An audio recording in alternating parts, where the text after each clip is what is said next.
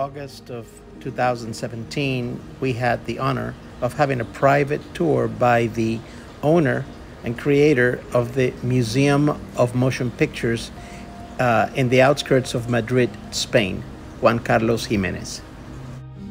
Since then, Juan Carlos and I have remained good friends on Facebook and stay in touch with all of his new events and projects for the museum. Bueno, pues esto es un paseo privado para ustedes solos, ¿eh? Y además, pues, me produce una gran satisfacción que sea gente amante del cine, porque, bueno, amante no, fanáticos, ¿eh? Amante, todo el mundo dice que es amante del cine, todo el mundo entiende del cine, todo el mundo sabe de cine, pero en realidad no sabe nadie, ¿eh?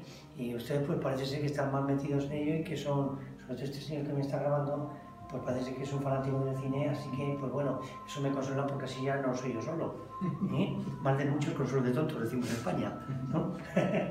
Bueno, pues esto es un cine, el cine clásico que había en los pueblos. En España, todos los pueblos con más de 3.000 habitantes han tenido cines, y algunos hasta con 200 habitantes, ¿eh?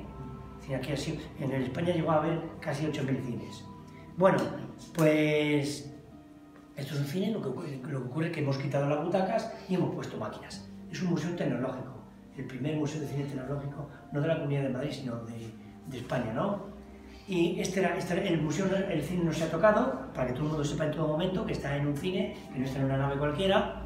Y bueno, este hall dedicamos a contar un poquito la historia del cine relacionada con Villarejo de Salvanés, con nuestro pueblo, ya que estamos aquí, ¿no? Y aquí presentamos los 5 proyectores de los 5 cines que hemos tenido en nuestro pueblo a lo largo de nuestra historia cinematográfica. Pero con alguna peculiaridad. Villarejo de Salvanés, que no suele ser una población muy, aunque esté cerca de Madrid, no suele ser una población muy conocida. Sin embargo, me imagino que ustedes habrán oído hablar de don Jacinto Benavente, sí, premio Nobel de Literatura en 1922, o sea, una gran personalidad de España. No hay una ciudad importante o un pueblo que no tenga el nombre de su calle con Jacinto Benavente. Y aquí tenemos un Ernemann Imperator alemán de 1909, un proyector de cine mudo, que era el cine que había, era el proyector que había en el cine Benavente. Bien. Este señor desciende de Villarejo porque su padre era médico. En 1851 vino este señor aquí, como médico titular. Era jovencito, recién salido de la universidad, ¿no? Bueno, pero conoció a una muchacha muy simpática, muy guapita, que se llamaba Venancia Martínez Cerceño, se enamoraron, tuvieron 3 hijos, y el más pequeño fue don Jacinto. Este señor estuvo aquí 7 años de médico titular, pero luego fue un personaje importante. Fue el primer director del Hospital del Niño Jesús de Madrid y está considerado el primer médico pediatra de España. Con lo cual, en el Parque del Retiro está la estatua del padre por médico y del hijo por dramaturgo. Y el hijo llevaba sus obras al cine, algunas con escaso éxito. Fue también productor, aunque el cine lo tenían como algo secundario. Y además el cine sonoro, porque ustedes saben que al principio se pensaba que el cine sonoro era un sucedáneo del teatro. Lo que valía era el teatro, no el cine. De hecho, don Jacinto Benavente decía que la única ventaja del cine sonoro era el ahorro del pianista. Se burlaba de él.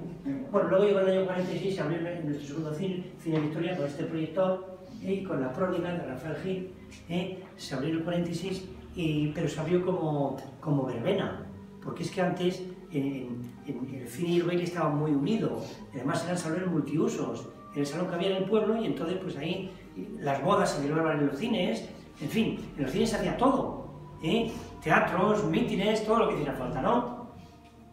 Y aquí es cuando entro yo en la historia, con este proyector. Este cine se abrió ayer hizo 41 años, ayer, el 31 de agosto de 1966. La historia de este cine es un cinema paradiso. Mi padre era una de las personas más pobres del pueblo. Aquí nos llaman de mote los cacharreros, porque hacían cacharros, o sea, alfareros, botijos, cántaros, esto que se ve en las películas, que lo hacen con barro a mano, igual que en la época de los romanos, ¿no? Pero mi padre era una gran amante del cine. Y entonces, su ilusión era hacer un cine, con puestos terrenos a plazos, eso significa sin pagarlo, y empezó a levantar las paredes, pero cuando iba por la mitad se me terminó el dinero. ¿Y ahora qué hago?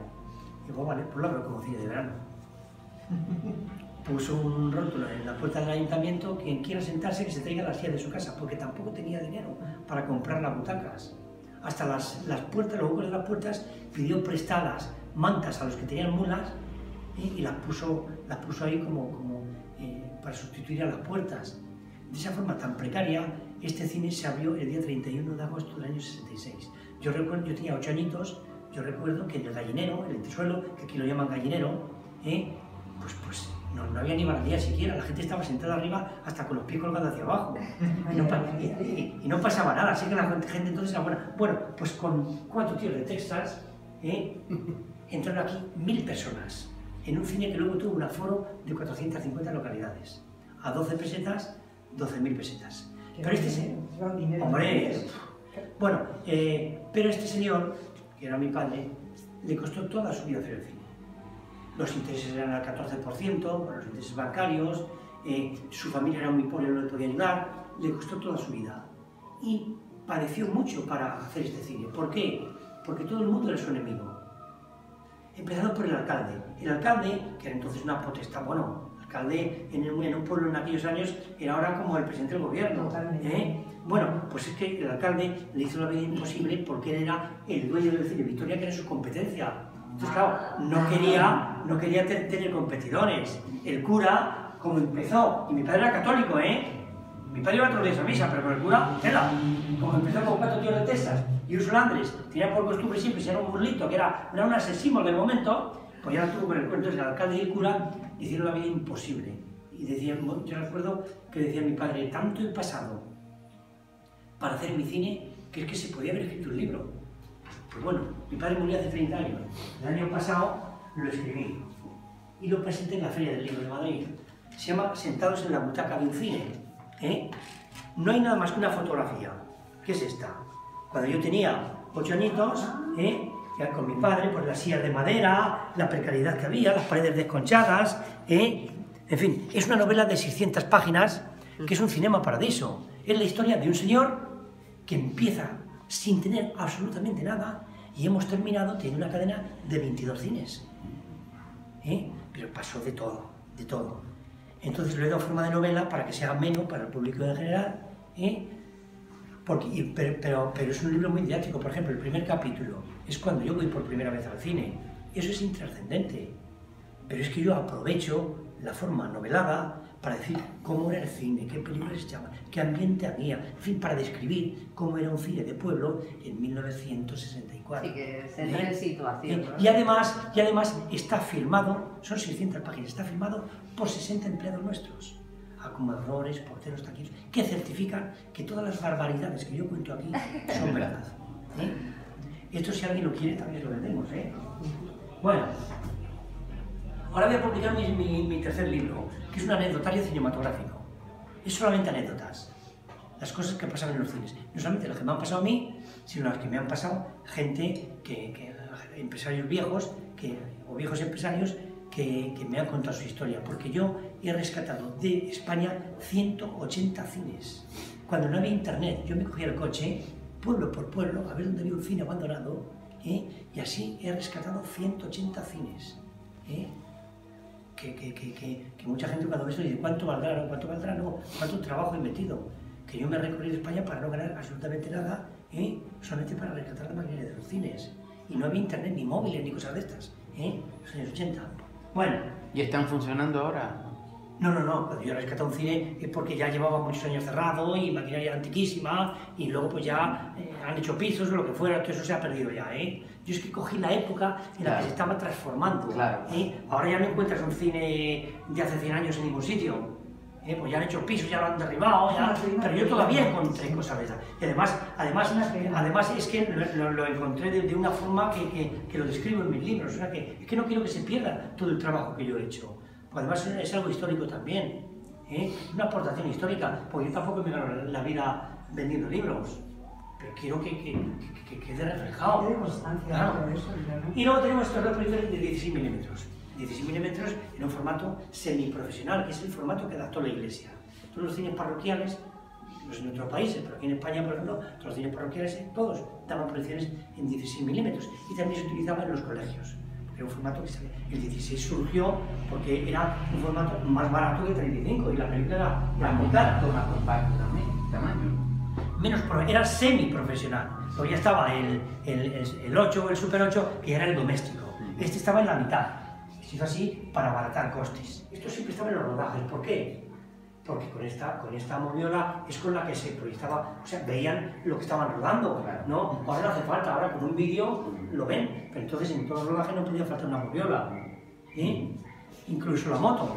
Pues con esa moto, que fue el regalo del primer acomodador de este cine, con esa moto ayudaba este señor a mi padre a llevar la película de un cine a otro para proyectar la película simultáneamente en varios pueblos. Se acabó el río aquí, se iba al otro lado, igual que se ve encima Paradiso. Él hace una bicicleta, lo hacía con una moto. O sea que hay costumbres en el cine que son muy generalizadas en todos los países. Voy a la luz. El presinoscopio de reino francés. Movi significa película y scope es una palabra derivada del griego que significa mirar. Todos estos aparatos terminan en scope, que es mirar. Bueno, pues hay una serie de dibujos. Si esto lo giramos y miramos a los dibujos, no vemos nada. Pero si miramos a los espejos, vemos cíclicamente dibujos animados. Exacto, sí. Es la forma más arcaica de crear esa ilusión óptica que es el movimiento. ¿De acuerdo? ¿Es que hay una ranita saltando? Pues no hay ninguna ranita saltando. Sí, Es una dile cómo que ilusión no, óptica. dile que sí que la hay, que la estoy viendo. ¿Bien? Cuando en 2012, el 10 de enero, se inauguró este museo, se inauguró a una serie de autoridades y de personalidades y en agradecimiento, cuando lo inauguraron, no solamente se les dio un regalo, un recuerdo, sino que se les dio un diploma de agradecimiento por haber venido a visitar el museo. Precioso. Sí, entonces lo tengo yo para la publicidad, el marco es el teatro y luego esto queda en blanco y aquí ponemos nosotros lo que nos parece en cada momento, ¿no? Precioso, precioso. Qué bonito, es precioso. Es un teatro de sombras chinescas, es bonito, ¿verdad? Entonces, este es un diploma de entonces, de la fecha de 2012, pero que ahora se lo entrego a mi amigo Humberto para que tenga también un recuerdo y en agradecimiento a haber venido a visitar el museo. Muchas gracias. Qué bien, muy bien. Ole, Correcto. bravo.